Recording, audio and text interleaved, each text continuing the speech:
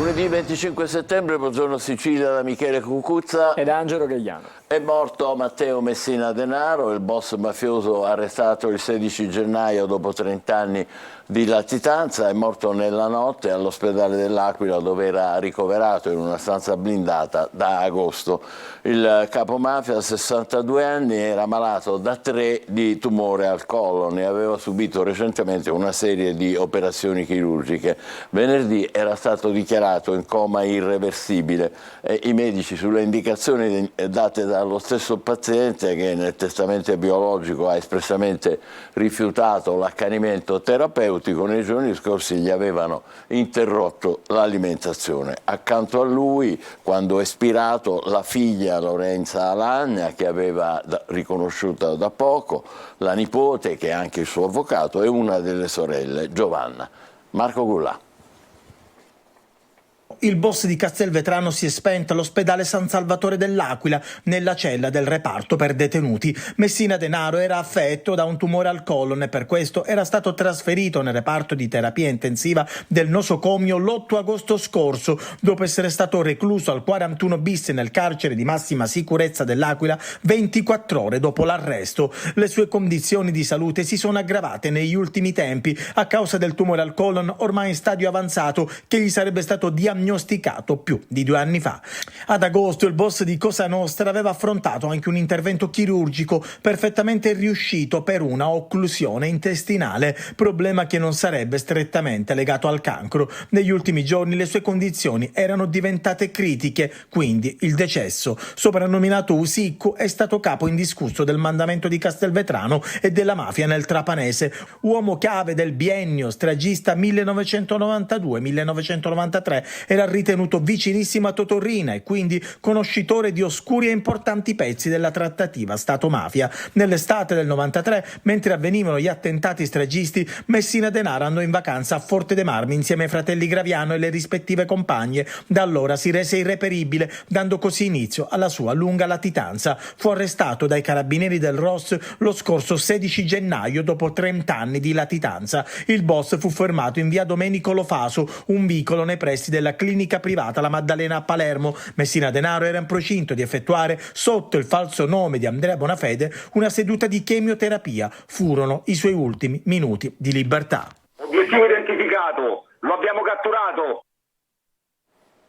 Messina Denaro se ne va, diciamolo pure, battuto 2 volte da quello Stato che, insieme ai villani di Corleone, si era illuso di piegare con il sangue e con le lacrime inferte con le stragi. 2 volte, prima il 16 gennaio, quando è stato arrestato nella clinica di Palermo, che era obbligato a frequentare per il cancro al colon. La seconda sconfitta in queste ore, quando è morto di fatto ignorato, mentre l'opinione pubblica è concentrata sull'addio al presidente emerito Napolitano. Ieri persino il Papa per la prima volta ha varcato la soglia del Senato per andare a rendergli omaggio. I funerali saranno domani, quindi insomma tutti pensano a quello. Eppure lui, Messina Denaro, si credeva invincibile, forte delle protezioni degli ultimi tempi a Campobello di Mazara, protezioni già smascherate dagli arresti eseguiti a grappolo dagli investigatori e soprattutto di quelle coperture durate 30 anni da parte della borghesia mafiosa, così che l'aveva definito il procuratore che lo ha arrestato, De Lucia. Non mi pentirò mai, ha detto Messina Denaro agli investigatori, contraddicendo se stesso, perché prima aveva assicurato di non sapere nulla della mafia, di non sapere nemmeno cos'è, e invece avrebbe avuto parecchio di cui pentirsi. Con lui se ne va infatti l'ultimo degli stragisti. Oggi Cosa Nostra è ridotta soprattutto a una banda sparsa qua e là, assetata di denaro, surclassata dall''ndrangheta, ricca dei miliardi di traffico di droga. Tramonta la mafia, se ne va Messina Denaro, rimangono le sue ricchezze nascoste, accumulate con il sopruso che gli investigatori dovranno scovare, rimane il dolore soprattutto per le tante vittime innocenti. E poi cos'altro rimane di Messina Denaro? Nulla. E ora con Tonino De Mana il futuro di Cosa Nostra e delle altre mafie nel recente rapporto della DIA, la Direzione Investigativa Antimafia. Vediamo. È una mafia che perde pezzi, ma che al tempo stesso si rinnova, attrae le nuove generazioni e per farlo punta web e metaverso. A rivelarlo è la relazione della Direzione Investigativa Antimafia che pone l'attenzione sulle piattaforme di comunicazione criptate ed in generale su internet e dark web. Il documento, che fa riferimento al secondo semestre 2022, presenta un focus proprio sul nuovo scenario con Europol, che ha già evidenziato le potenziali criticità. Cambiano i tempi e cambia la mafia, che sembra cogliere le trasformazioni tecnologiche, seguendo così fenomeni economico-finanziari su scala globale. Sempre meno ricorso alla violenza e sempre più interesse negli affari e negli investimenti, soprattutto in aree del paese dove c'è una forte sofferenza economica. La DIA mette in evidenza una mafia decisamente diversa, che si adatta al contesto e si infiltra, silenziosa, attraverso pratiche corruttive, riuscendo a cogliere anche le opportunità offerte dai fondi pubblici nazionali e comunitari, Recovery Fund e PNRR.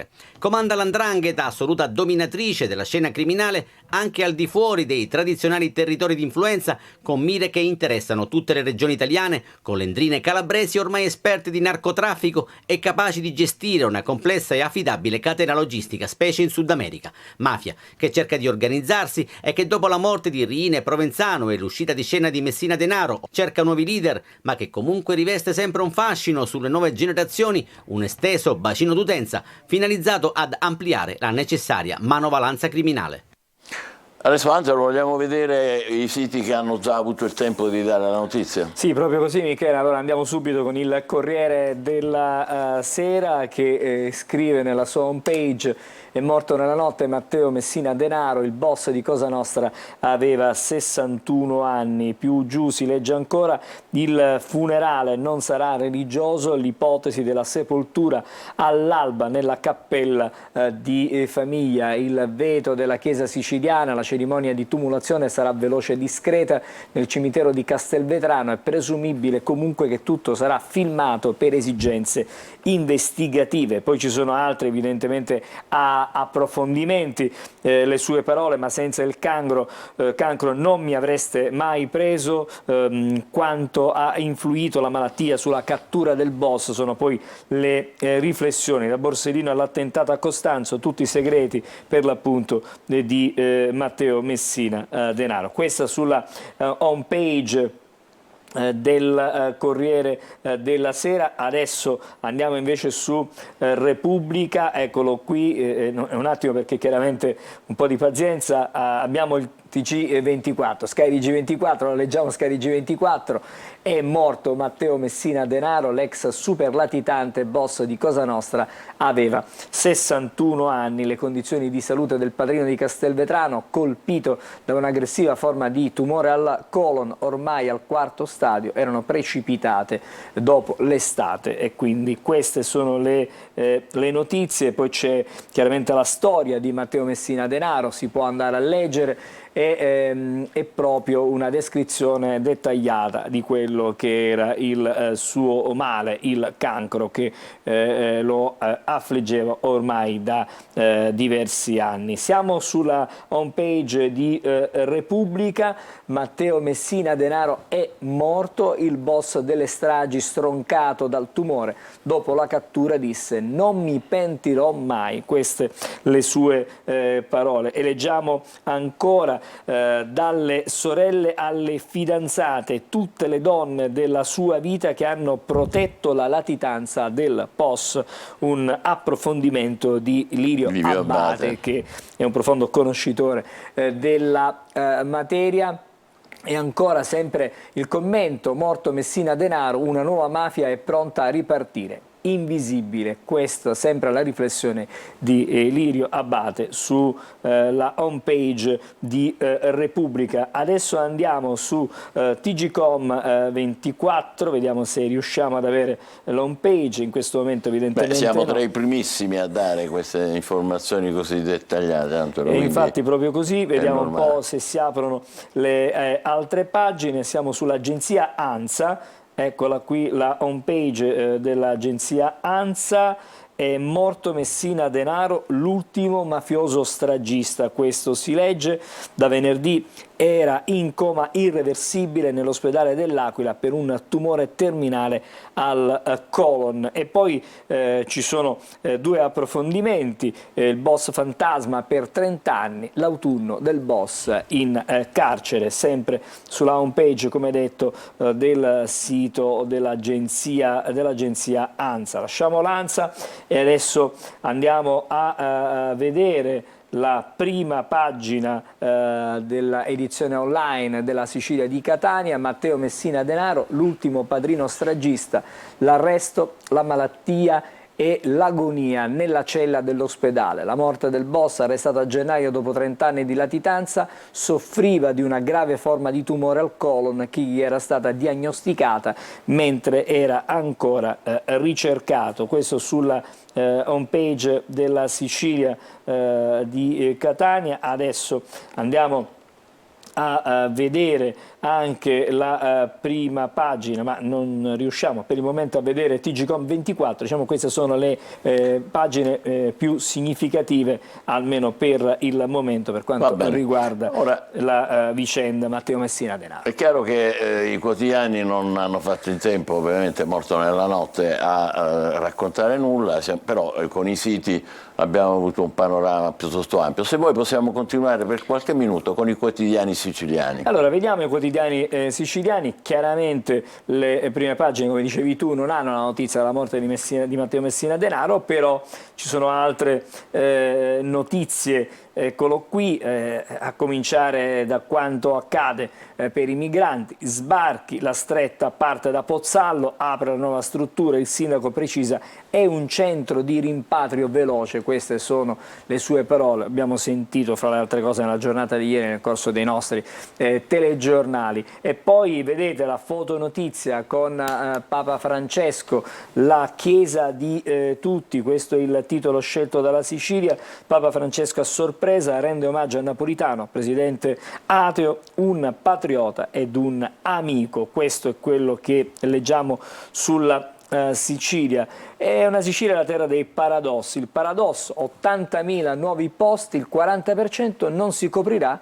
Perché? Perché non ci sono le specialità, non ci sono le capacità per poter ricoprire questi posti. Poi una curiosità, parliamo di caffè, il caro caffè. Tazzina 8 a Bolzano, la meno cara a Messina. Per Asso Utente in 2 anni i prezzi sono aumentati dell'11%. Pensa che la pausa caffè costa agli italiani 720 milioni all'anno in più rispetto al 2021. Quasi un miliardo, una cosa enorme. Questo per il caffè quotidiano. Ci teniamo tanto, giustamente. Ci teniamo tanto alla pausa caffè. Allora invece andiamo a vedere le pagine interne della Sicilia. Abbiamo qualche minuto per poterlo fare. Partiamo proprio da Pozzallo. La prima struttura operativa è un centro di rimpatrio veloce. Il sindaco a Matuna: non è un CPR, non basterà a risolvere i problemi. E poi la riflessione sull'Angelus di Papa Francesco: c'è il diritto di restare o emigrare, ma c'è il dovere di accogliere. Ogni essere umano deve avere la possibilità di vivere una vita dignitosa, una vita degna. Queste le parole di Papa Francesco. La prima pagina di Repubblica dedicata alla città di Catania, e possiamo leggere una notizia di cronaca: aggancia l'amaca per riposare, ma il pilastro cade, cede e lo schiaccia. È accaduto ad un cicloturista tedesco che era all'interno del parco dell'Etna. Questa una tragedia che è avvenuta per l'appunto nel parco dell'Etna. E poi le riflessioni su quanto accade nella città di Catania: aggressioni e violenze nel sabato sera a San Giovanni Licuta, a firma di Vittorio Romano, minorenni in scooter e la deriva sociale della città. Tante più volte ci siamo occupati di Catania insicura, della poca sicurezza e di quanto avviene per l'appunto per le vie della città e per le vie del centro. Restiamo ancora ai quotidiani regionali, lo facciamo con la Gazzetta del Sud, perché Il titolo è dedicato ai roghi nella nostra regione. Quella del 2023 sarà ricordata come quella più nera, l'estate più nera, con gli ultimi incendi finiti in cenere oltre 45.000 ettari di verde. Il report di Sistema Informatico Forestale lo conferma: il 2023 è stato l'anno peggiore nella storia dell'isola per quanto riguarda gli incendi. Poi due foto notizie. Il Papa da napolitano, servitore della patria, e invece dall'altra parte il tragico incidente di Salerno: migliorano le condizioni del marittimo messinese. La morte di Nino Donato, il giovane ufficiale della colonna in Tours, è una ferita sanguinante per Messina, ma arrivano buone notizie per un altro marittimo, il 29enne Giuseppe Cirone, e quindi speriamo riesca, ce la possa fare. Una notizia che troveremo sui quotidiani nazionali stamattina: Trieste, cadavere appeso al guardrail. Agghiacciante questa qua. Un macabro ritrovamento, l'uomo bendato e impiccato, mani e piedi legate. Un'azione crudele e plateale, sembra una resa dei conti, un messaggio per qualcuno. Questo è quello che si legge. E poi ti ricordi, qualche giorno fa abbiamo parlato del finto suicida che era fuggito? Sì. Oh, la moglie sapeva tutto dal 2016 che il marito era vivo e aveva presentato anche una denuncia. Quindi erano d'accordo. Probabilmente sì. E chiudiamo con il Messina, che è stato sconfitto ieri, è la prima sconfitta a Francavilla 1-0, partita sospesa al 38esimo per un blackout. Ricordiamo che stasera il Catania va in campo al Massimino nel posticipo con il Foggia. Seguiremo chiaramente il tutto attraverso diretta stadio su Telecom a partire dalle 20:15. Michele. Breve pausa, state con noi subito dopo i quotidiani nazionali. Ricordiamo la morte di Messina Denaro nella notte, che però i quotidiani, come vedrete tra poco, non hanno fatto in tempo a riportare. State con noi, a più tardi. Buongiorno Sicilia.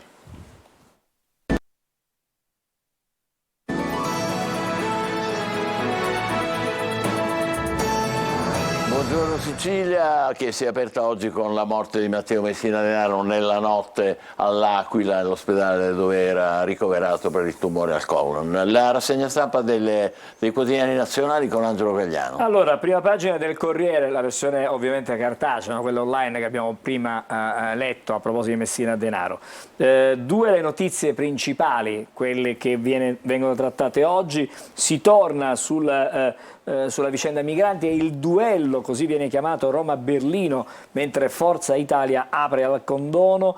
Tajani sì per i piccoli abusi, banche noi seri, la trattativa con l'Unione Europea sul deficit, la carta del MES. Insomma, c'è davvero tanto in questo. Un contenzioso con l'Europa. C'è di tutto e di più. Macron dice l'Italia va aiutata, oggi le misure sul caro energia dovrebbero essere varate. E poi leader e cittadini alla Camera ardente per rendere omaggio a Napolitano, la preghiera anche di Papa Francesco. Molto che vedete bella questa foto. In questa foto riportata dal Corriere, che poi mette insieme anche Mattarella, che è andato a rendere visita a Napolitano, e Giorgia Meloni, il nostro Presidente del Consiglio, diciamo che ha messo insieme Papa, Presidente della Repubblica e Presidente del Consiglio. Poi, sempre sulla prima pagina del Corriere, si torna a parlare della fine che fanno i dissidenti in Russia, perché lo zar, riferito a Putin, ritrova la via dei gulag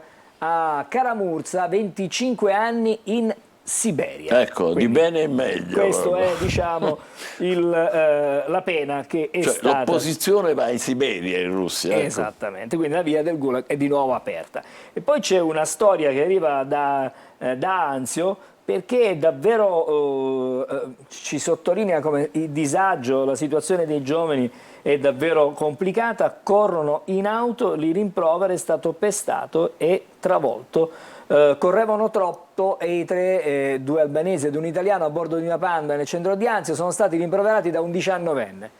Questo rimprovero non è stato gradito e così lo hanno picchiato con violenza e poi investito con l'auto. Quindi, ma la crudeltà di tutte queste azioni, guarda, una cosa che lascia senza fiato. Guarda. Questa è la prima pagina del Corriere. Siamo adesso invece alla prima pagina di Repubblica, perché Repubblica ha la stretta sui baby migranti. Dopo l'ammissione della Premier sul flop dei piani anti-sbarchi, ci sono norme più severe sui presunti minori non accompagnati. Soldi alle ONG, c'è lo scontro con Berlino, mentre Macron apre alla Meloni, risposta europea: non possiamo lasciare soli gli italiani. Questo è quello che dice Macron. Continua a dirlo, ma poi i suoi ministri fanno tutt'altro. intanto chiudono le frontiere in maniera rigida, blindata. E poi sul condono c'è il gelo di Fratelli d'Italia, non in manovra, il PNRR, nuove modifiche per l'Unione Europea. Questa è la situazione, e poi andiamo a vedere quello che succede anche nel mondo e andiamo in Ucraina. Elezioni in Ucraina, Kiev dice no, aiuterebbe i russi, questo è quello che scrive Repubblica. Fotonotizia anche su Repubblica, con l'omaggio di Francesco all'ex capo dello Stato in Senato, il Papa a sorpresa dall'amico presidente, poi c'è il racconto, in fila per un saluto, difese le istituzioni. Questa è la riflessione di Stefano Cappellini questa mattina sulla prima pagina del Repubblica. E a Repubblica una notizia che in qualche modo ci proietta un po' al futuro, perché una sonda della NASA porta sulla Terra i segreti della vita. Magari è da approfondire questa notizia, ha raccolto nello spazio tantissime informazioni, certo, che ci potrebbero tornare sicuramente utile. Forse poi, antiche nel tempo, chissà. Vedremo. Vedremo.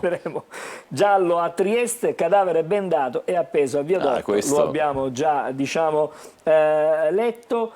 E lo sport, l'Inter vince, si mette in fuga senza inseguitori. Questa è la notizia per quanto riguarda il calcio, diciamo la giornata, la domenica calcistica di Serie A. La Stampa di Torino: salvare i migranti è un dovere. Dura replica della Germania a Crosetto, il ministro: da un alleato mi aspetto aiuti, non polemiche. Questa è la sua controrisposta. Attenzione, dopo l'intervista del titolare della difesa alla Stampa, la Lega assedia la Premier, serve la svolta. Stiamo parlando sempre del tema dei migranti. Anche qui, anche sulla Stampa, c'è l'inchino a Napolitano, vedete, con Papa Francesco e il Presidente del Senato al fianco proprio del Papa, dal Papa Mattarella l'omaggio laico al Presidente emerito. Leggiamo questa mattina sulla Stampa. Si parla anche di sanità, ospedali di comunità. La promessa tradita, investiti 7 miliardi ma mancano i medici, e quindi il tema della sanità, che è caro, devo dire tanto caro alla Stampa, di tanti. È un tema anche siciliano questo, molto importante. Governo da una sanatoria al mese sul condono Tajani, frena Salvini. Questo sulla prima pagina questa mattina della Stampa. Adesso andiamo a vedere le altre prime pagine di questo lunedì. Siamo sul Messaggero. Il gioco del lotto all'asta per finanziare la manovra. Anticipata la gara da oltre 800 milioni, Nadef, blindato il taglio del cuneo, paletti di Tajani alla sanatoria edilizia di Salvini solo per le riqualificazioni. Questo lo vuole limitare forse. E poi Michele sul Messaggero, che è sempre attento a tante notizie, paura per Sofia Loren, cade in casa e si frattura il femore, operata d'urgenza, quindi auguri di pronta guarigione chiaramente a Sofia Loren. Questa è la prima pagina del Messaggero. Adesso il Fatto Quotidiano: Salvini, un condono al giorno, cartelle sanate fino a 30.000 euro. Anche Fratelli, anche un Forza Italia. Al giorno. Sì. Il Fatto Quotidiano è implacabile. Forza Italia sposa il colpo di spugna sui piccoli abusi. Cosa vorranno dire poi questi piccoli abusi? Bisognerà vedere. L'Occidente a Kiev, elezione 2024, ma Zelensky nicchia, insomma, in questo momento. Dice no, non è il caso. No, se ne parla, anche perché chiaramente è un momento delicato, c'è una guerra nel paese, complicatissimo davvero poter fare le elezioni. Siamo sul Giornale: soldi ai migranti, non ai poliziotti, il buco nero dell'accoglienza.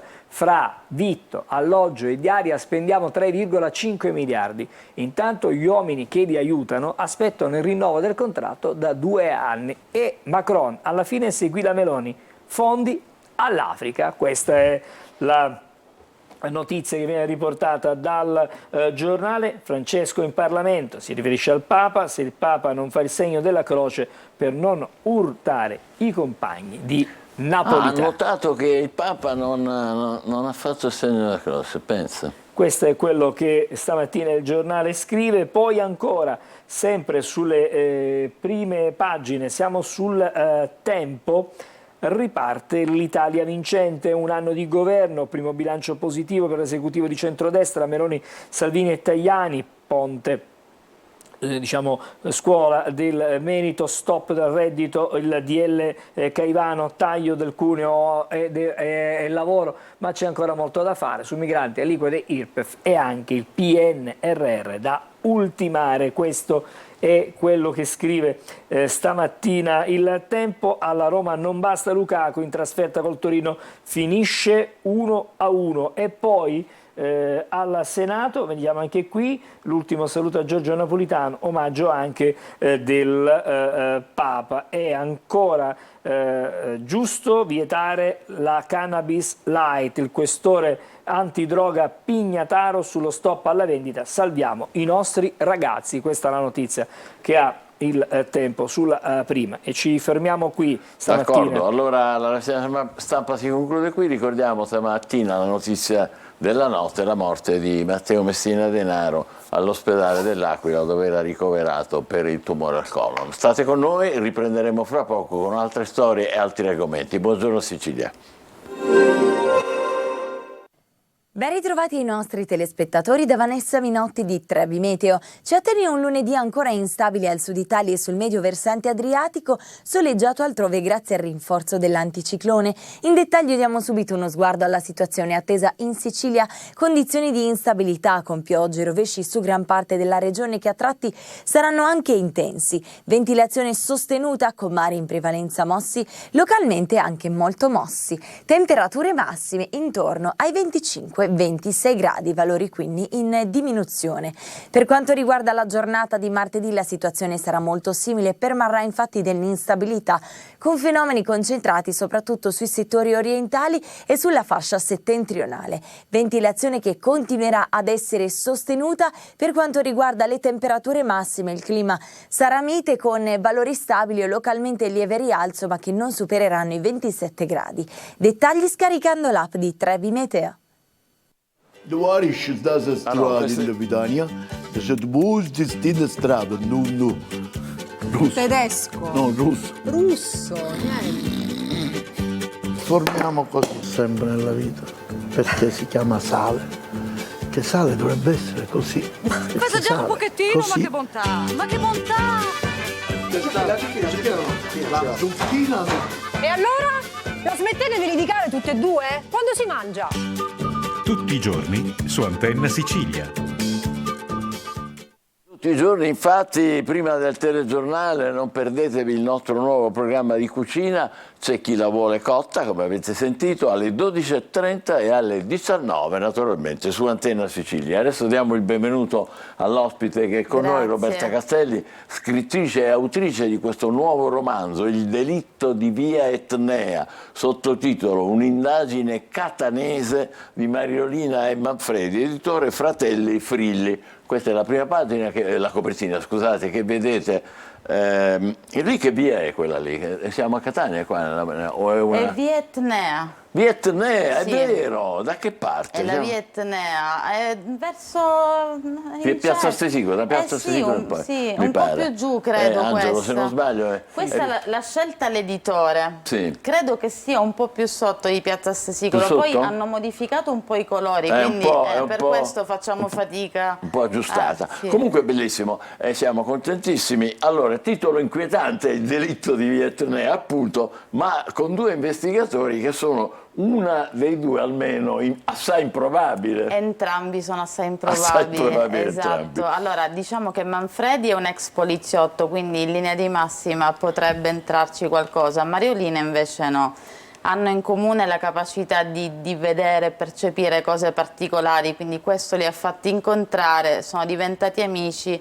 Lei aveva la passione per un po' il pettegolezzo, un po' le indagini e si sono incontrati. In realtà si sono dati supporto a vicenda per i drammi che avevano vissuto in passato. Mariolina, diciamo, per lei sono stata spiata da una donna che viveva in Vietnea davvero anni fa, quando io lavoravo lì, la chiamavano la pazza di Vietnea e dicevano che era diventata così quando il marito la lasciò sull'altare il giorno delle nozze. Non so se fosse una leggenda metropolitana o no, in realtà questa donna esisteva e quindi ho voluto donarle uno spazio, un omaggio. Sì, un omaggio, non so che fine abbia fatto. E poi lei ha lasciato Catania, come mai? Io ho lasciato Catania quando avevo 20 anni, sono andata, poi sono tornata, sono andata di nuovo. Ho vissuto a Vienna per 7 anni, 2 anni in Germania e 10 anni a Milano. Per lavoro? Anche per passione, perché volevo capire come si vive dalle altre parti. E com'è la differenza? È tanta, però io dopo 7 anni a Vienna sono tornata comunque in Italia. Vivo a Pisa, però come l'Italia non ce n'è. Perché? Perché è bellissima. È come la Sicilia? Come la Sicilia qua pure. La voglio, qua la voglio. Non mi fate dire troppe cose perché già molti catanesi mi apprezzano, ma con questo libro molti si sono arrabbiati perché hanno detto, qui parlo della zona di San Berillo in questo romanzo nello specifico, e quindi poi è un noir, quindi il noir richiede comunque un certo contesto e in tanti si sono offesi perché alcuni dicono Catania non è così, no, è così perché cioè, mi sono ben documentata ma poi la conosciamo tutti. Primo, il secondo romanzo devo scrivere e quello che vuole. secondo credo perché hanno detto sembra che tu odi Catania e poi pare male che anche siccome l'editore di Genova ed è letto in tutte pare male che scoprono che c'è questa realtà. Dovevamo tenerla nascosta. Ma sono i soliti luoghi comuni. Io l'ho fatto invece proprio come denuncia, grido di aiuto della città, cioè fate qualcosa. Certo. Lei ha cominciato come blogger, è vero? Ho iniziato come blogger quando ero in Germania, quindi diciamo che la mia scrittura... E scriveva in italiano o in tedesco? In italiano per gli italiani all'estero. Quindi l'ha molto seguito, eh? Sì, no, lì è stato un bel trampolino di lancio e poi quindi la nostalgia per la mia terra è stata sempre lo stimolo per scrivere. E poi ho scritto altri 2 gialli un pochino più leggeri, anche ironici, ambientati ad Aci Castello. E lì infatti erano tutti felici perché ho elencato solo le meraviglie, diciamo. Ha giocato facile. Ho giocato facile, qui volevo mettermi alla prova davvero e sentivo la necessità di iniziare a denunciare nel mio piccolo tutte le situazioni che poi deturpano la nostra meravigliosa città. Ma l'ispirazione ai noir, come mai? Da dove le nasce? Perché ultimamente ho l'animo un po' nero, mio marito me lo dice sempre, infatti mi guarda, inizia a spaventarmi, proprio ho cambiato anch'io gusti nella lettura, nei film che guardo e quindi... Dovuto a? Non lo so. No, forse la disillusione, mi guardo intorno e dico ma questo mondo com'è diventato? Allora proprio avevo voglia di cambiare registro. Potremmo anche dire l'ispirazione, la ricchezza dell'ispirazione, perché no? Esatto, e quindi il noir tra l'altro si presta bene per raccontare e descrivere certi contesti. Spero di esserci riuscita, so che in futuro farò arrabbiare ancora tantissimi catanesi, ma io che ci posso fare? C'è pronto un altro romanzo, mi sta dicendo questo? Lo sto scrivendo, sempre sì. Ambientato a sempre con Frilli, sempre ambientato a Catania, però chiaramente un altro argomento. Secondo me lo scrittore a un certo punto deve avere una sorta di missione, cioè non si può solo scrivere di cliché, di cose belle e vincere facile. È una fiction, come si dice, quindi è una cosa anche un po' inventata. Avere un ruolo anche sociale, se siamo a una città e si vedono le cose che non vanno, un minimo di contributo secondo me anche gli scrittori. Allora, già che ci siamo, vi permetto anch'io, mi dica una cosa che non va e una cosa che invece le piace molto.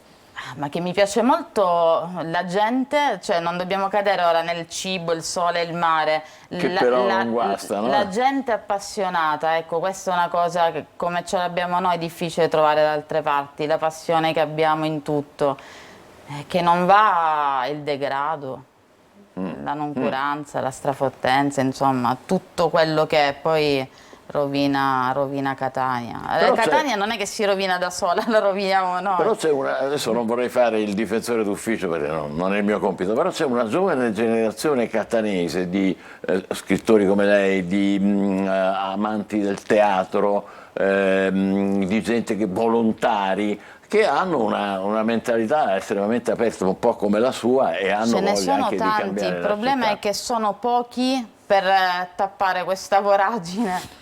E tanti, anche amici miei, sono costretti a vivere fuori e soffrono perché per lavorare o per vivere bene devono andare fuori e non è giusto. E poi poco fa leggevamo con Angelo, quella era la mia mano, scusate, poco fa leggevamo con Angelo che ci sono richieste di posti di lavoro e poi non si trovano le offerte necessarie perché non si incrociano, perché mancano le competenze anche, no? Le competenze, a volte anche se si trova qualcosa magari gli stipendi non sono adeguati e anche vivere a Catania non è proprio facilissimo, quindi c'è chi preferisce rinunciare, come ho fatto io. Mi sono arresa a 20 anni, ho lottato sempre contro i mulini a vento, a una certa età ho detto ok dai, proviamo a...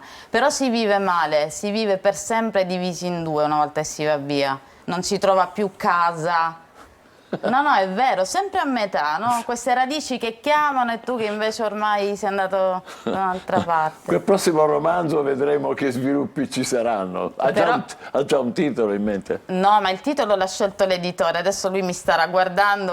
Io avevo, gli avevo dato un sacco di alternative e lui ha detto il titolo lo scelgo io e quindi l'ha intitolato, però io mi fido, amo il mio editore e mi fido tanto, quindi ha scelto lui la copertina e il titolo. Il prossimo me lo farà scoprire lui quando gli darò il libro. Le facciamo tanti in bocca al lupo, naturalmente. Grazie anche per la sua simpatia, grazie mille. essere stata con noi. Roberta Castelli, autrice di questo Delitto di Via Etnea, pubblicato, come vedete, da Fratelli Frilli Editori. Allora, facciamo una breve pausa, poi altri argomenti e altre storie. Ancora complimenti a Roberta. Grazie a lei. Grazie.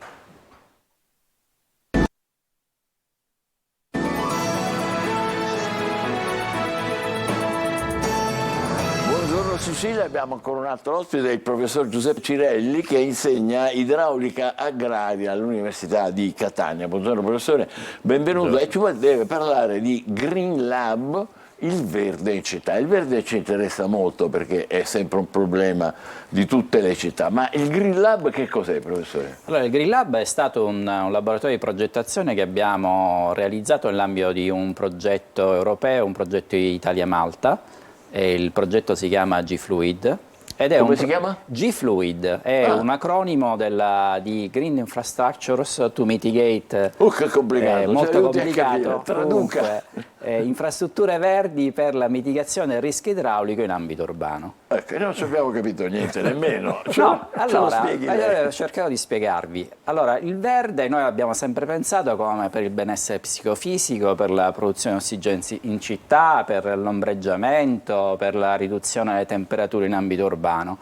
Il verde invece adesso è ripensato sempre di più in relazione anche ai cambiamenti climatici come una infrastruttura indispensabile per assorbire le acque piovane in ambito urbano. Ah, che bello! Quindi, ma perché è importante questo? Importantissimo perché le fognature, così come le abbiamo sempre pensate, come sono state progettate e realizzate, non sono in grado di poter smaltire questi eventi di pioggia sempre più intensi. Caspita, non ci avevamo pensato, quindi non è che non sono adeguate, è che piove troppo. Piove troppo, esattamente, perché negli ultimi, soprattutto dovete pensare che negli ultimi 20 anni a Catania si sono verificati 5 eventi che hanno tempi di ritorno molto elevati, cioè sono eventi sempre più rari e quindi di conseguenza le nostre fognature non sono in grado di poter assorbire queste quantità d'acqua. Poi ci sono gli allagamenti, tutte le conseguenze. Invece il verde che funzioni ha? Il verde ha la possibilità di assorbire l'acqua piovana. Si sta pensando a livello internazionale ormai alle cosiddette città spugna o città permeabili. Ah, però città spugna, ecco un esempio come stiamo vedendo con queste fotografie molto interessanti,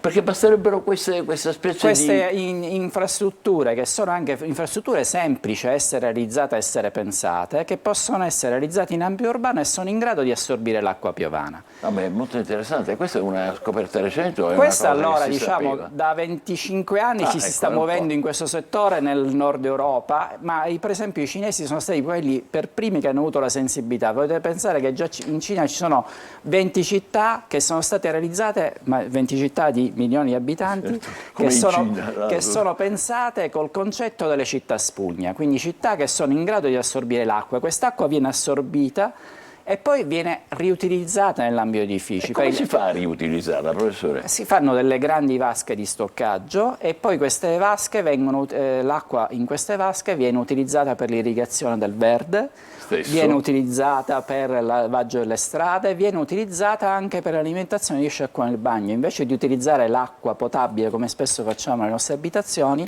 l'acqua piovana è riciclata e filtrata attraverso le piante e viene utilizzata per, si può utilizzare? Assolutamente sì. A uso domestico, diciamo? Per l'irrigazione oppure per l'alimentazione e sciacquone del bagno, certamente non per uso potabile. Beh, certo, è ovvio. Malta cosa c'entra in questo? Malta perché abbiamo questo progetto, che è appunto questo progetto G-Fluide, che è in collaborazione con Italia e Malta. E noi abbiamo, diciamo, il progetto coinvolge l'Università di Catania, capofila il mio dipartimento, il Dipartimento di Agricoltura, Alimentazione e Ambiente, il Comune di Aci Castello, il Dipartimento Regionale Tecnico per la Sicilia, mentre a Malta abbiamo l'Energy Water Agency e il Comune di Rabat.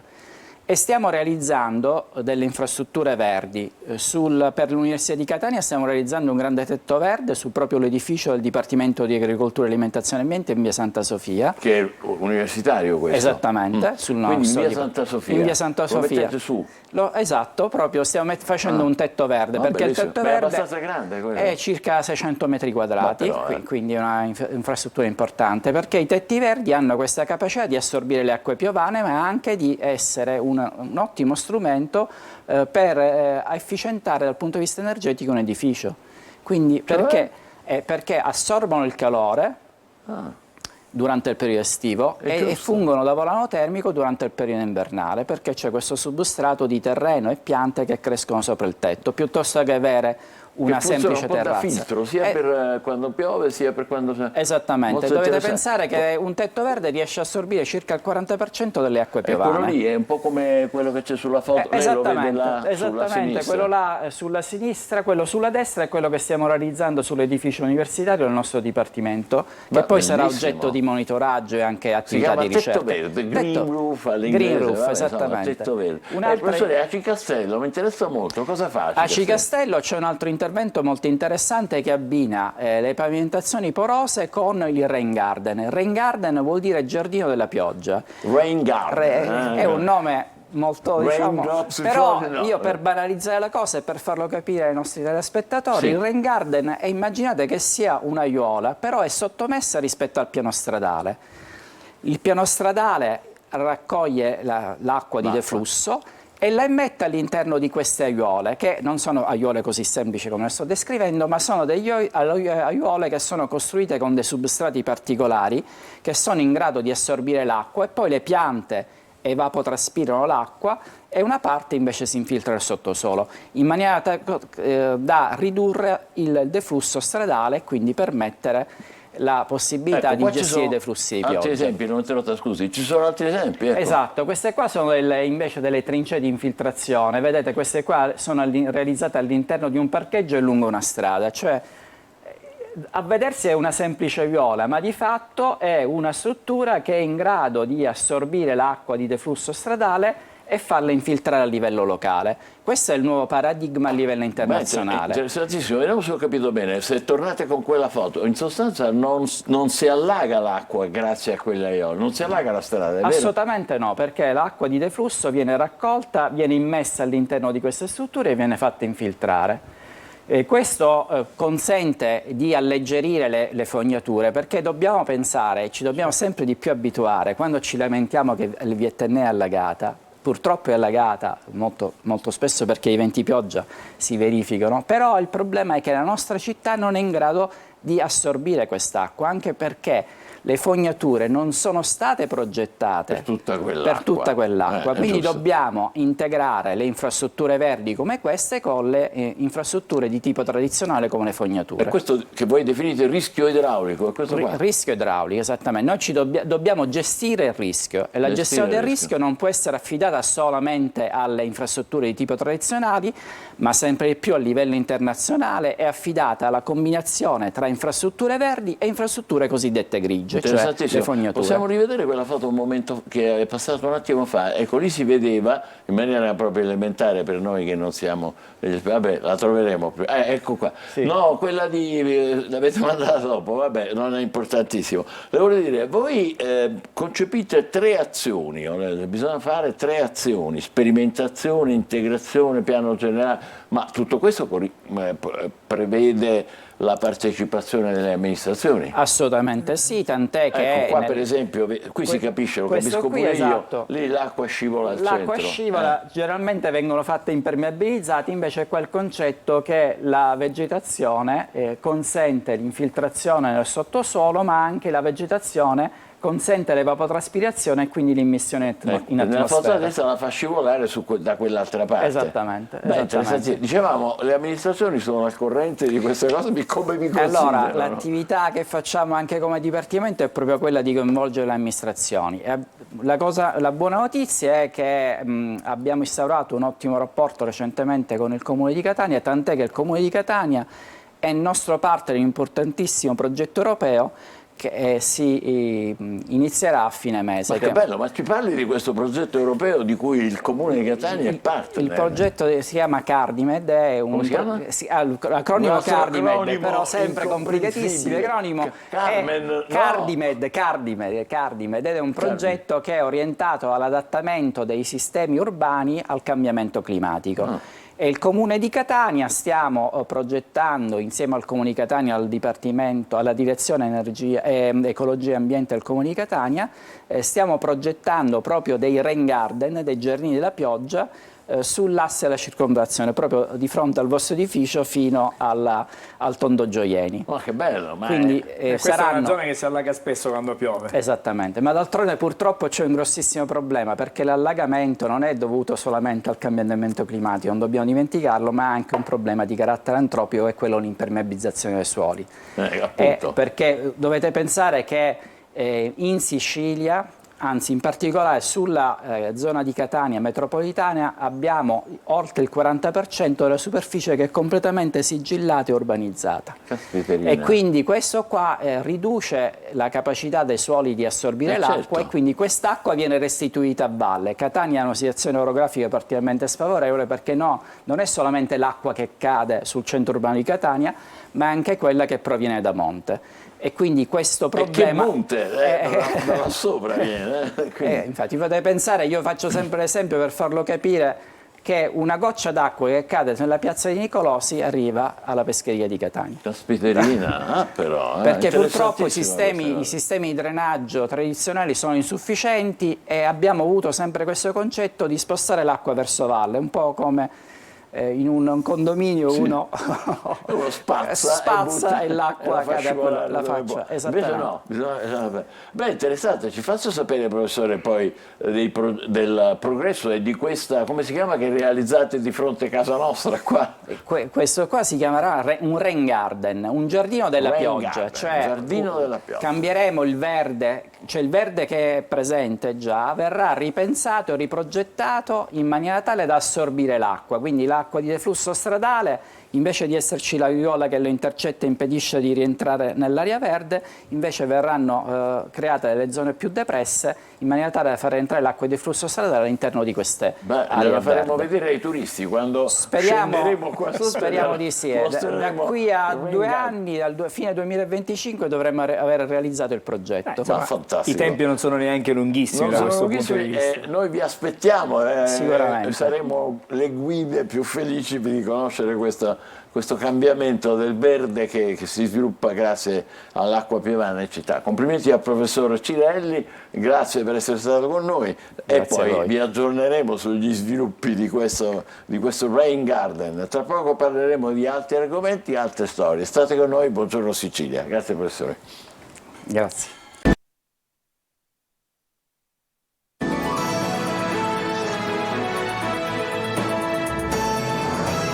Cecilia, torniamo sulla morte di Messina Denaro. Come sapete, questa notte nell'ospedale dell'Aquila, dove era ricoverato per un tumore al colon, ci sono due dichiarazioni molto severe dei sindaci che hanno avuto a che fare in modo particolare con lui. Campobello, il luogo che lui aveva scelto negli ultimi anni per vivere la sua latitanza, diciamo, fingendo di essere un altro. E il sindaco di Campobello, di Mazzara, Giuseppe Castiglione, dice: si scrive la parola fine su colui che per tanti anni ha provocato ferite profondissime e mortali non solo nella nostra provincia, poi anche la città natale di Messina Denaro, Castelvetrano, con il sindaco Enzo Alfano che dice delle parole ancora più severe: muore un uomo che ha fatto tanto male alla sua terra, ci vorranno decenni ancora prima che culturalmente si ponga fine a una mentalità talvolta dilagante di illegalità, di impunità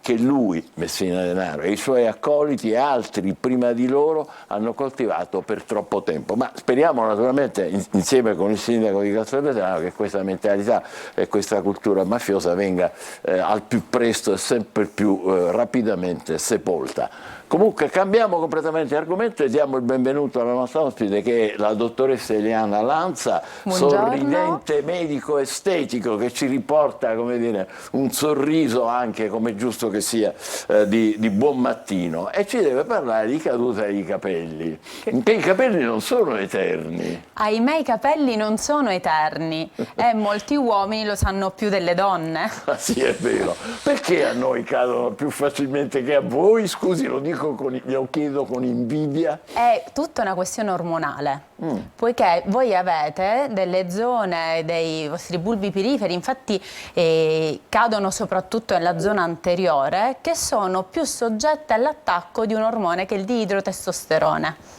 Ah, quindi è legata alla sessualità, c'entra il testosterone? Sì, più o meno sì. Comunque voi avete livelli maggiori di testosterone e questo porta, siccome ci sono dei recettori per questo ormone, alla caduta dei capelli. Ma è pure vero, infatti si vede qua in questa fotografia molto bene, che proprio la zona anteriore, come diceva lei, vicino, e di solito cadono lì, in alcuni casi dappertutto. Però è vero che le donne tenete di più di noi ai capelli. Assolutamente soprattutto sì. ad avere la chioma un po' come lei, se mi posso permettere. Beh sì, perché ovviamente è un simbolo di femminilità. Femminilità. E quindi sì, piace a noi, ma piace anche a voi su di noi.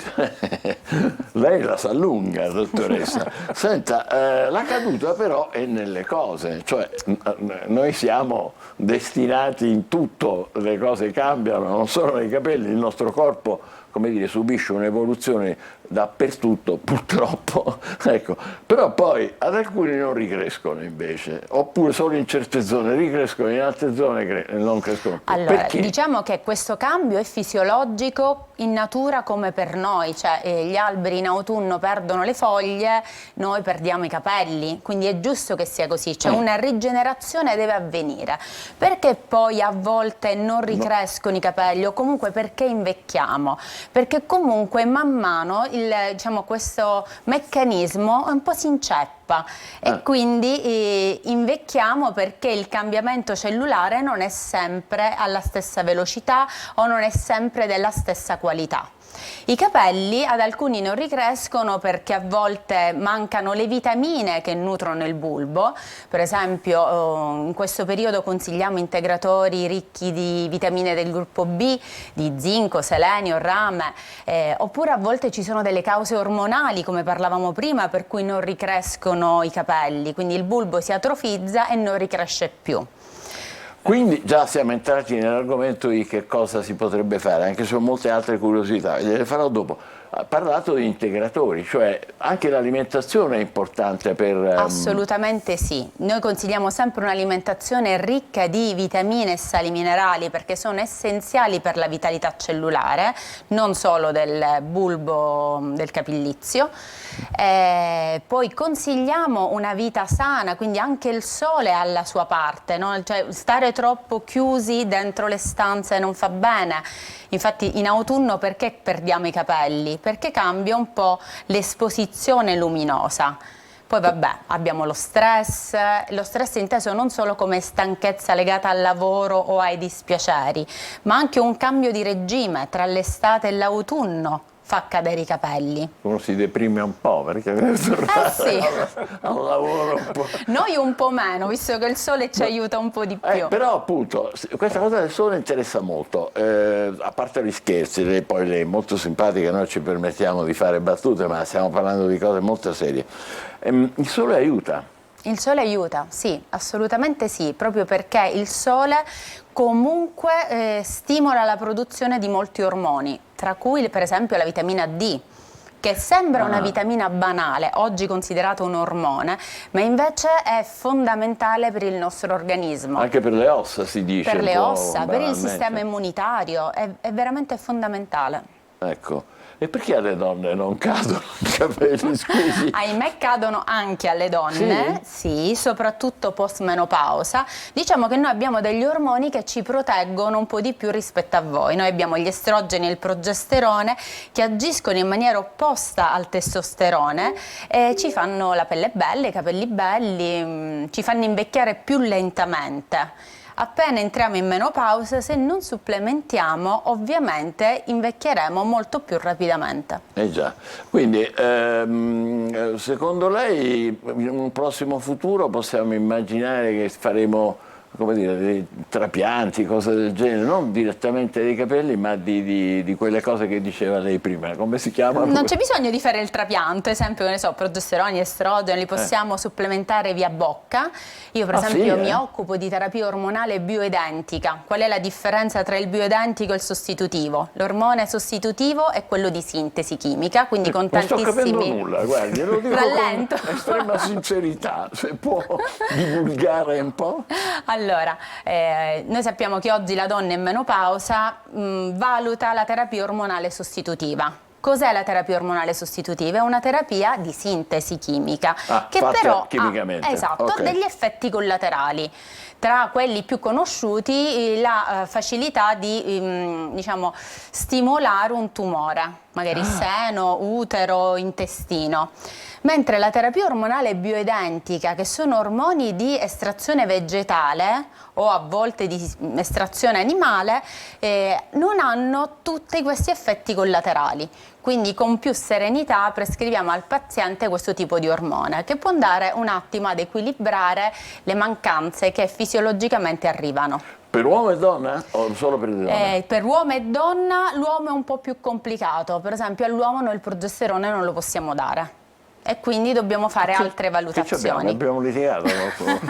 Diciamo che a voi non fa proprio bene. Non fa proprio bene. Quindi comunque alimentazione abbiamo visto è importante.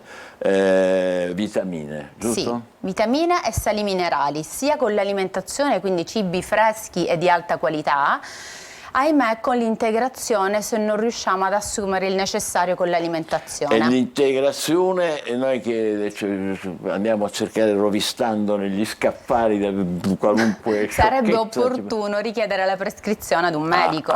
Ecco. Diciamo che rivolgersi allo specialista è sempre fondamentale, il fai da te non fa bene. Non fa bene, ma la sostanza le sostanze che dovremmo cercare sono comunque... Le vitamine del gruppo B, selenio, zinco, rame, alcuni integratori hanno anche un po' di biotina. Biotina.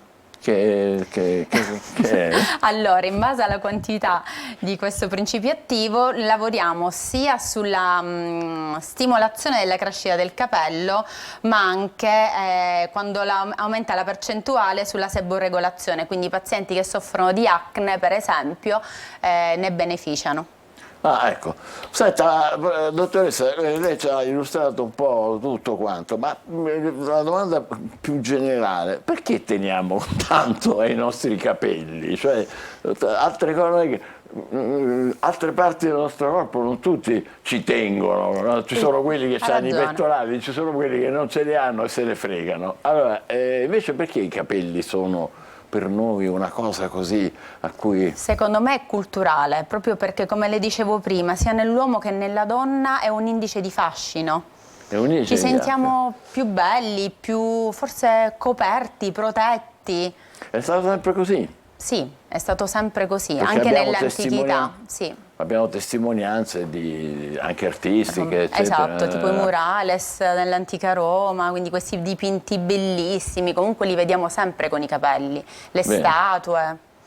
Allora, per chiudere, dottoressa, ci fa un rapido riepilogo delle cose da fare. In ufficio come facciamo a non starci? Noi qua siamo in ufficio Ci dobbiamo dalla mattina alla sera. Dov'è il sole? Qua ci sono i fari, non ci sono... Magari voi prendete un integratore di vitamina D. Vitamina D. D.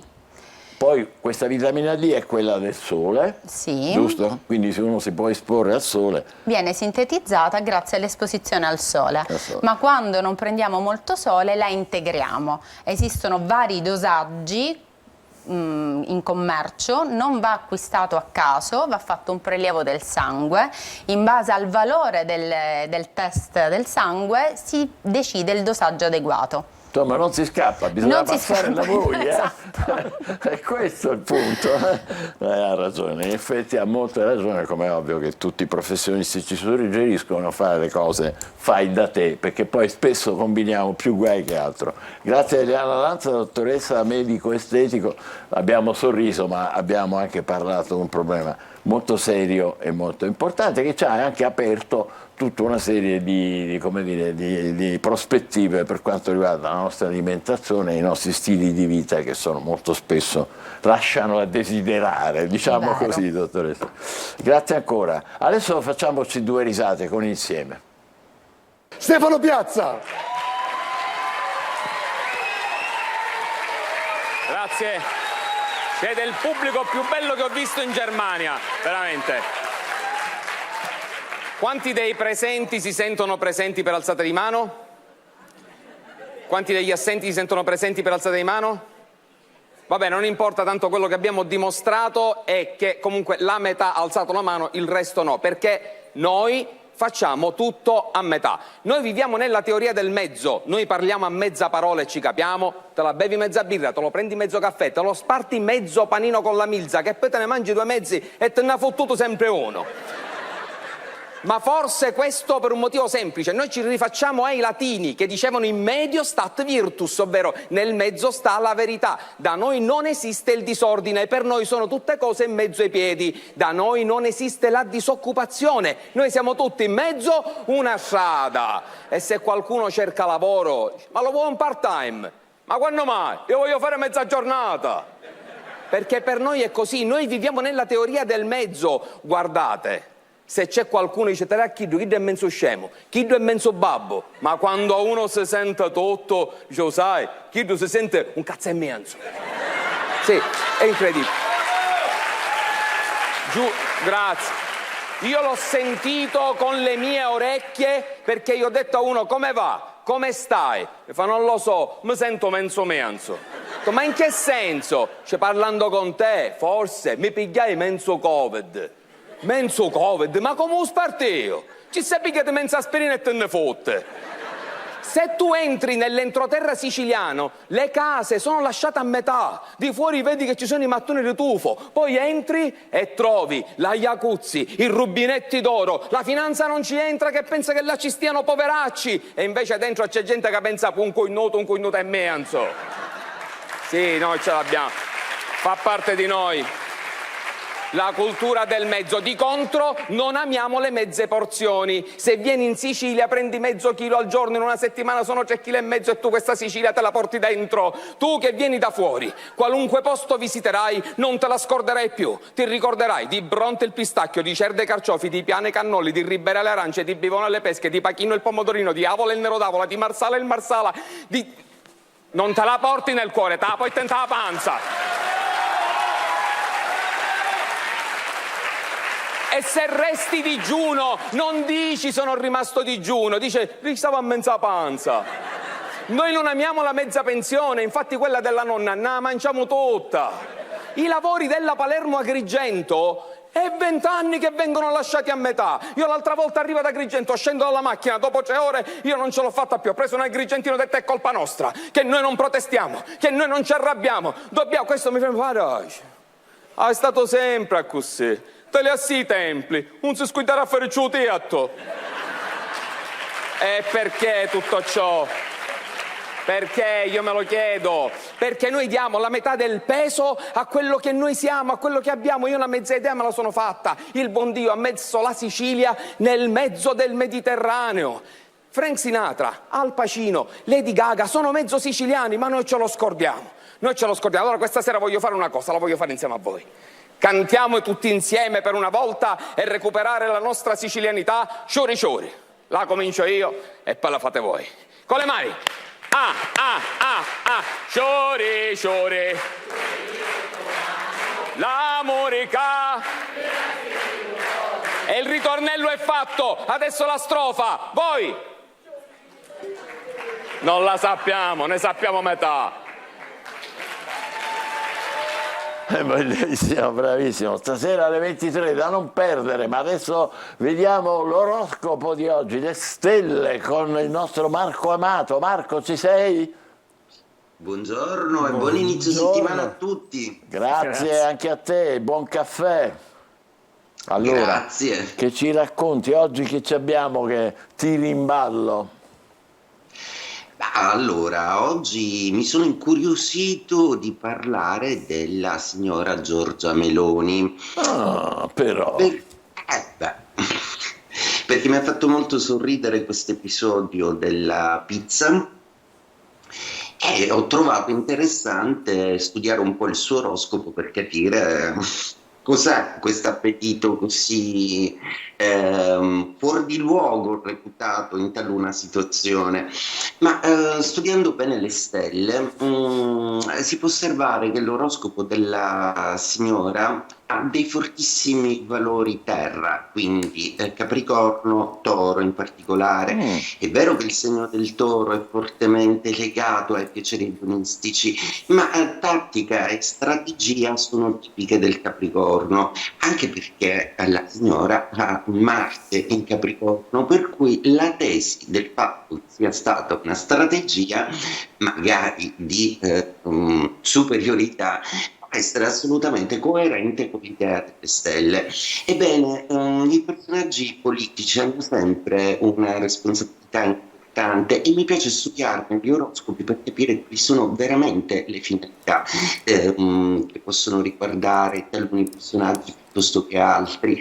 Bene, sono sicuro che la signora abbia comunque preferito agire in un modo piuttosto che in un altro, anche perché Marte è un pianeta affascinantissimo che riguarda l'azione, soprattutto quella politica, che risiede in Capricorno nel suo caso. Vedete, le battaglie non si vincono con il combattimento, quello è Marte in Ariete. Per vincere una guerra c'è bisogno di uno strategos, c'è bisogno di una strategia, quindi anche dietro una pizza, secondo le stelle, ci può essere molta più strategia di quello che non si pensa.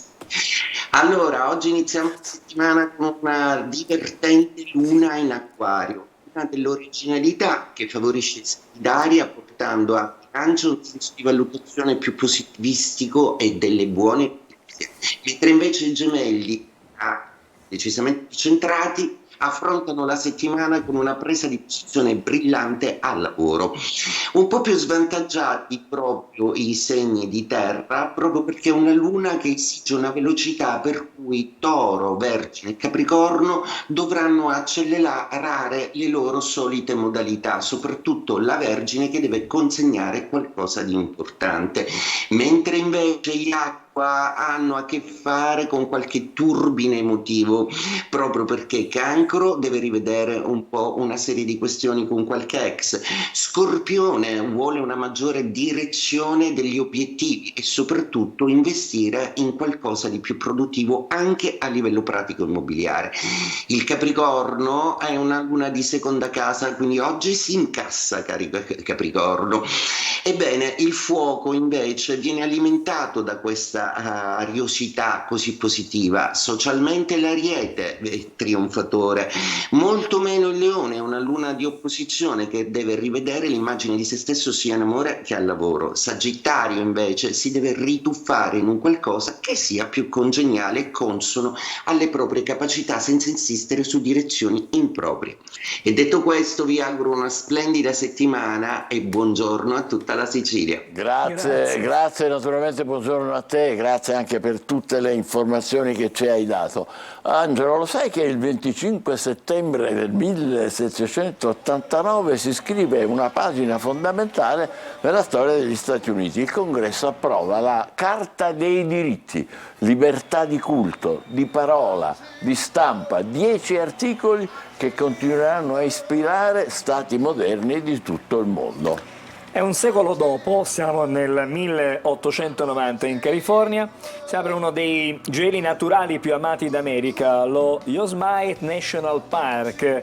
Ogni anno 3,5 milioni di visitatori vengono incantati dalla sua bellezza mozzafiato. Il 25 settembre del 1896, eccola, guardate, un gigante della storia italiana, è nato Sandro Pertini. Dalla prima guerra mondiale ai tumultuosi anni di piombo, Pertini sarà per gli italiani il presidente più amato, figura di integrità e autorità. Sempre il 25 settembre però del 1939 la Germania nazista inizia concretamente a progettare la bomba atomica e Heisenberg ne prende le redini, ma l'ombra dell'antisemitismo grava su di lui, con Himmler che indaga sulla sua vicinanza ad alcuni scienziati ebrei, pensate un po'. 25 settembre 1954 segna la prematura scomparsa di Vitaliano Brancati, straordinario scrittore siciliano, nato a Pachino. Le sue opere, tra cui Don Giovanni in Sicilia e il Bell'Antonio, continuano ad incantare lettori di tutto il mondo.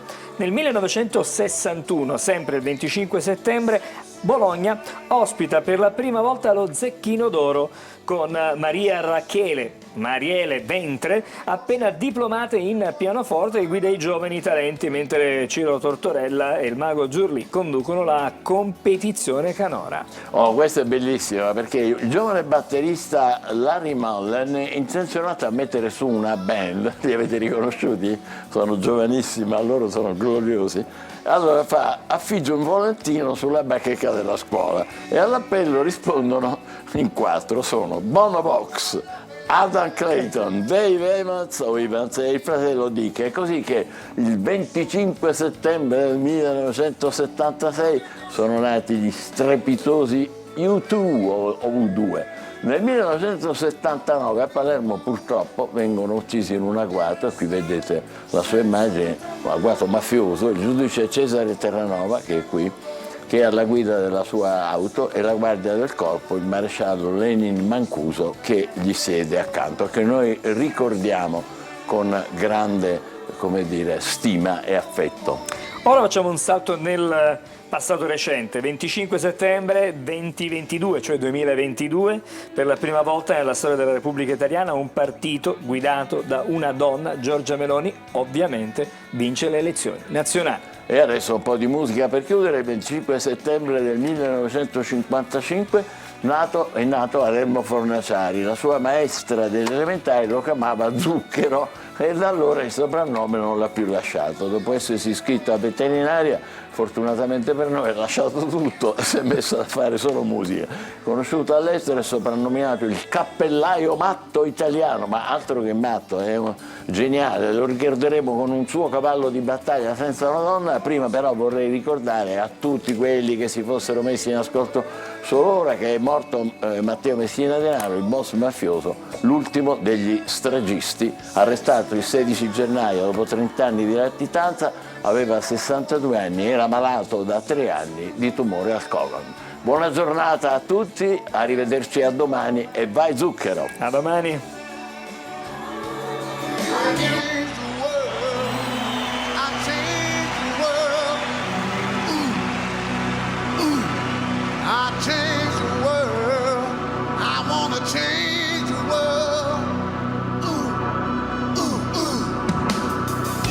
Non è così che passo i giorni, baby. Come stai? Sei stata lì e adesso torni, lady. E con chi stai?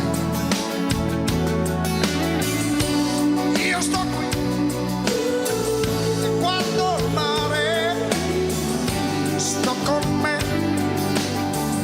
faccio anche da mangiare. Sì, è così,